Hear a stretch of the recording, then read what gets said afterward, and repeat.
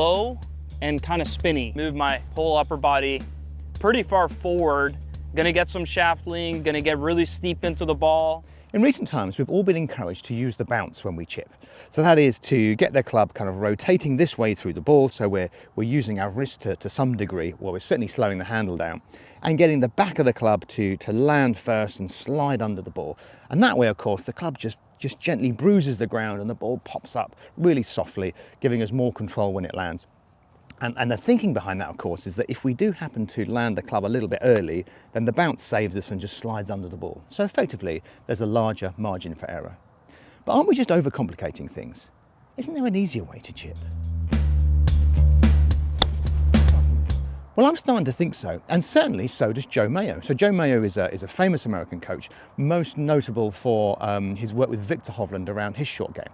And in that process, I mean, Joe Mayo, if you follow any of his feeds, he is absolutely all about not using the bounce, being quite steep and on top of it. And Victor Hovland has gone from using the bounce to absolutely not, and it's really made a big difference to his game.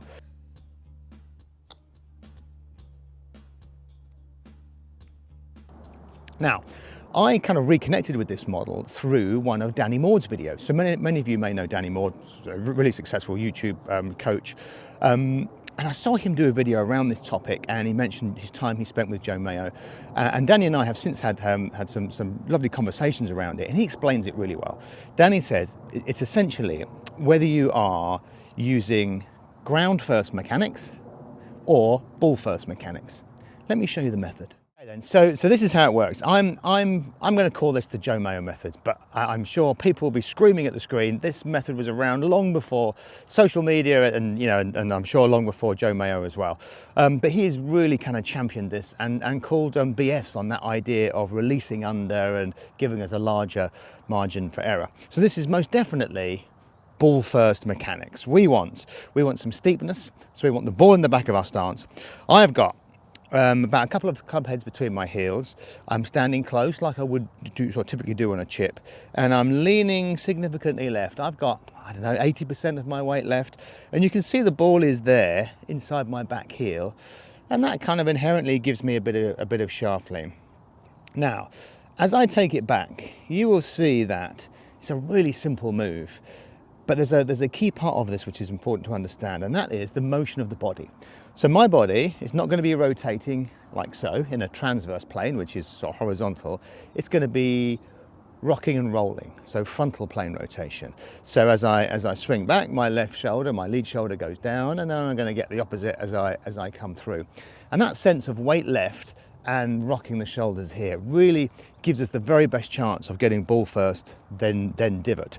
So we're going to be steep, we're going to have a pinchy divot. Okay, ball back, leaning left. You can see that tilting of the shoulders. And from down the line, another key feature of this model is the motion of the club. You'll see the club head stays outside my hands, but that's quite simple really. I'm not really thinking about that. My focus is on the right hand just staying on top of the club. So as the right hand's going back, it's just doing this. And of course, as the trail hand there stays on top of the club, it does keep the club head outside the hands. Okay, let's go ahead and play a couple then. So leaning left, getting that tilt and hitting down on it a little bit.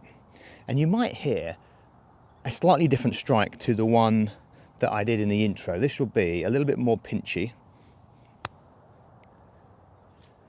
Okay then, change of camera angle, because I really want you to see the angle that these balls are taking off, because I think that's one of the real benefits of this system, and that is this stable loft through impact. So when we're releasing it in the ground first mechanics, we have the club tilting this way, the wrists are changing angles, hence the release. But in this method, we set shaft lean initially, and I like to think of it as the angle that I set in my trail wrist. So the wrist is slightly in extension there. And that angle is now going to stay the same all the way through. So I'm just setting that angle and I'm just rocking my shoulders, and you can see that my hand there is staying the same. So there's a real predictability in the way the ball is going to launch. So I think I would have some confidence in being able to hit these 4 or 5 balls and launch it the same each time. Let's see. Oh, this is a sandy one, a bit more friction.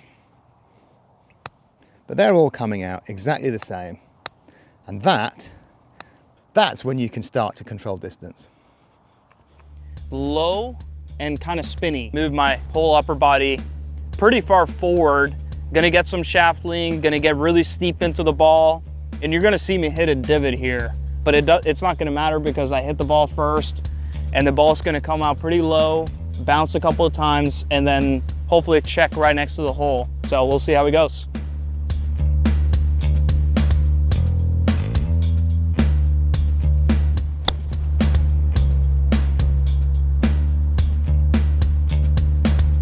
Pretty nice.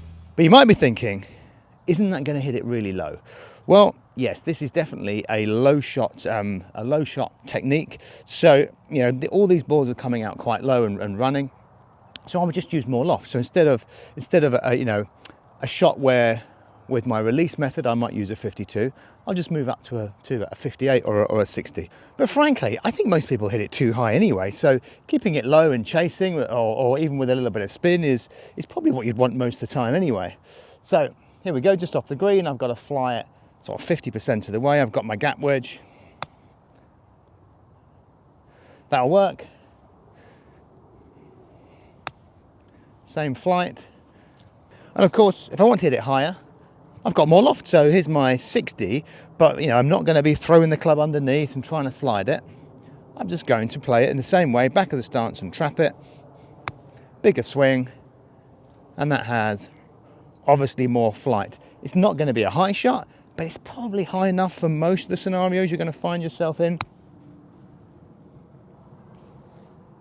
And those lies when the ball's sitting down in the rough, well, I mean, they need some steepness. Well, this method has inherently quite a lot of steepness in it, so I don't need to do anything different here. I'm going to use my more lofted option, so I'm going to use my 60, but that same technique will have enough steepness just to be able to deal with this. I might give it a little bit more speed.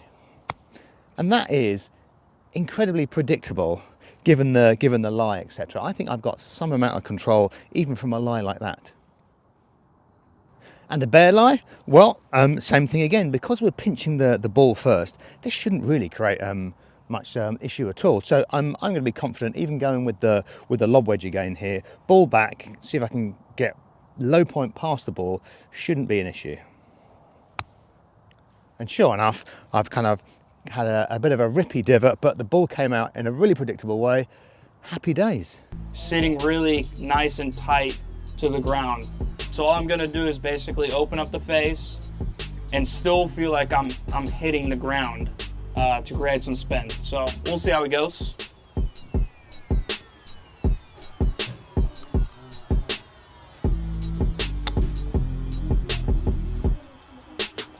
Okay then, so where do I stand with all this? I think if you want one standard stock shot that you can rely on, this could be it. And I've tried it with a number of students, most of which, not all, most of which have taken to it very well. This is my friend Ajit, who has used the ground first mechanics, so releasing it, and done quite well with it, but he immediately took to this method. This is him just half an hour in, and he's striking it the same every time. And of course, with that comes distance control and confidence. If you really want, skill mastery, then I suspect you probably need a mixture of all techniques and different releases. But this is a great place to start. Now, if you want to understand more about the ground first mechanics and the releases, and of course that is very much in the ballpark of Dan Greaves' 3 release model. I'll link a video all around that down here. But before I see you next time, please give this a go. I think it's a great option, and good luck, play well.